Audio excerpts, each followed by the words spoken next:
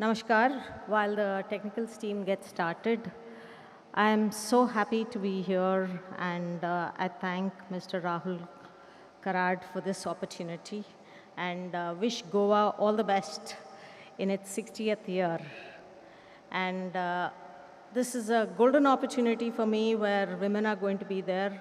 I feel so undersized with all such eminent speakers around me and high women achievers before and after me.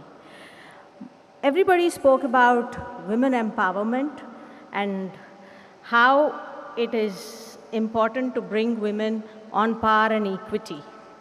I would like to take this discussion a bit further by talking about how important it is to sustain women in the workplace.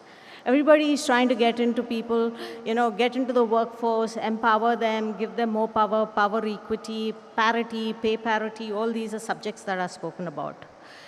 You see a lot of women dressed well, in suits, working in offices around.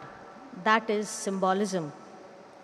The actual substance is this particular lady is actually juggling a home, a child, a spouse, and a lot of responsibilities. That is the substance and the truth. And in this corridors of power, this is a very difficult struggle that women go through. And because of which the dropout rate, the next slide please. Dropout rate is very high. Here you see that is the pipeline which leaks. In the growth level at the starting stage, it is around 50% of women drop out of the workplace because they're unable to juggle all these areas. Then 15 to 20% of women drop out during the middle level. And in the final level, when you come to the leadership CXO level, you only have 5 to 15% of women left in the workspace. The next slide, please. Which means it is an interesting thing that we have brought in women on par in education, women on par in workplaces, but when you need women on corporate boards in Indian companies here, there are no women available. It is less than 3% that are required. And even that we are unable to manage to bring them onto this. Can the technical team give me the next slide? The problem is, to win the game, you need to stay in the game. You can bring women into the workplace, you can give them power, you can empower them, but you should also make them stay in the game. That is the corporate reality, and that is the problem we are facing today. The next slide, please. And entry level, like I said, 30 to 50% dropout, mid-level, 15 to 20% dropout, executive leadership, only 5 to 15% are there. The next slide. Very interestingly, this is please move on to the next slide, please. This is a slide I've explained, which is the thing. Let me talk about how many of you have working daughters, sisters, mothers, everybody. Pratibha is a 33-year-old financial professional. She has a 3-year-old kid, and she's juggling work, home, and child. She's stressed, she has a lot of health issues, and she has quit a 9-to-5 job. The next slide, please. And Anjali is a 28-year-old woman who married the love of her life, done an MBA from a leading school, went to the US with her spouse, but can't work because she has visa issues. And she can't relocate to India because husband is the primary salary earner. The next slide. Saroja is a software engineer. A lot of us see us, works in the top 4 IT company. She has delivered a baby 6 months back, is ready to go back to the workplace. But she's worried, she's apprehensive, she's scared because she feels she will be downgraded, she will be sidelined in her job. She's not comfortable leaving her child in a crash with a stranger. Among these 3 women, Anjali, Saroja, Pratibha, they're not strangers. They're you and I. There are a lot of women we see around us in the workplace. How many of you do you think will join the workplace, will go back to the workplace? Next slide, please. As far as I know, none of them will go back. Even if they go back, it will be at a sideline job in a lower area. There are various factors which go into a woman leaving the workplace. Some are cultural belief systems that we have, which are women is not the primary salary earner. Woman is the supporter, she is the homemaker. Women should put others before her.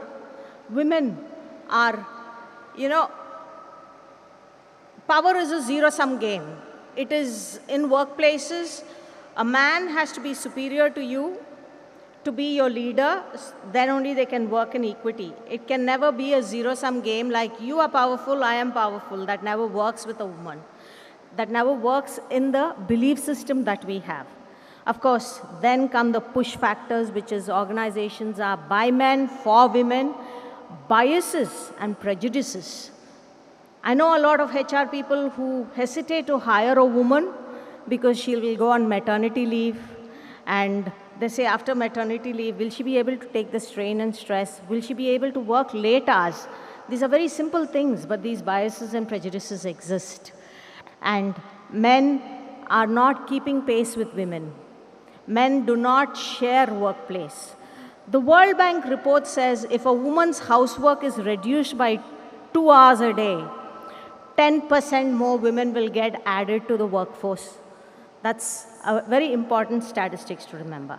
Of course, the pull factors are there, which are very simple, all of us know, which is marriage, maternity, childcare, elder care. It is always the woman who has to come forward and do this. These are the 3 factors which take a woman away from the workplace. Next slide, please. Next slide, please. It is a simple thing that 40% of women drop out 4 months coming back from maternity leave. Around 50% drop out within under 35 years of age from the workplace. 80% of people who drop out from the workplace are women, and they do it before the age of 35. And what are the factors that go into this have been explained. Maternity, childcare are some of the largest reasons for exits. And these support systems are very simple, which can be created. Why am I saying this to all the ladies here and men here is, how can we create creches, trained nannies, family support, flexible work hours, exhausting energy levels can be done by shared by spouses. Prejudices at workplace can be done by inclusive training of HR, and elder care, spouse can pitch in to try and help this out. These are very simple things that can stop women from exiting from the workplace. The next slide, please. The stages in a woman's career are also threefold. One is the growth stage with under 8 to 10 years work experience. And the next stage is the balance stage, which is 8 to 15 years. And the final stage is the boardroom stage, where after 15 years, she has to break the glass ceiling and get into the board level. Next slide, please. It helps. What is required for women in this area is empowering a woman during the growth stage with communication skills, assertiveness, negotiation skills so that she can ask for a better pay, better salary, a promotion. And I've spoken to hundreds of women across cities who are MBAs, graduates, powerful women.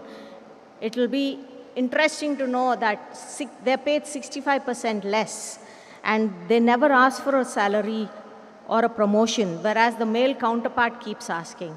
So this executive presence training goes a long way during the growth stage for women. In the balance stage, what is required is to build allies within and outside, in the family and in the workplace. Let it be your boss, your colleagues or others who can pitch in and help you and support you. This will help in an understanding boss, or actually will help a lot in a women not dropping out of the workplace. The final stage is when you seek mentors, advisors, and guides who can coach you on how to navigate this whole career labyrinth and break the glass ceiling and make it onto the board of a company. He should be your cheerleader who will motivate you and inspire you to grow in your career. Next slide, please. And this three-pronged strategy of formal learning, adding skills, negotiating, perception management, awareness, and executive presence are important. Helping create balance, seeking support. A lot of women never ask for help. They don't say, please, can I do it tomorrow morning instead of today? They think the boss has said it, so I have to finish it today. It isn't so. And create allies within and outside, that's important. And who can help this? It is successful women, aspiring women leaders, as well as organizational leadership which can create this. The last one which I spoke about, policies and practices like flexible work hours, inclusive leadership, where everyone is trained on how not to be biased and prejudiced, paternity leave, which should be added to this, and gig working hours and other things will go a long way in helping this growth of women and them not dropping out the workplace. Next slide. I once again reiterate how grateful I am for this. These are the three things I would like to put forward for you so that we can make a difference to women and ensure that they do not drop out of the workplace. Thank you so much.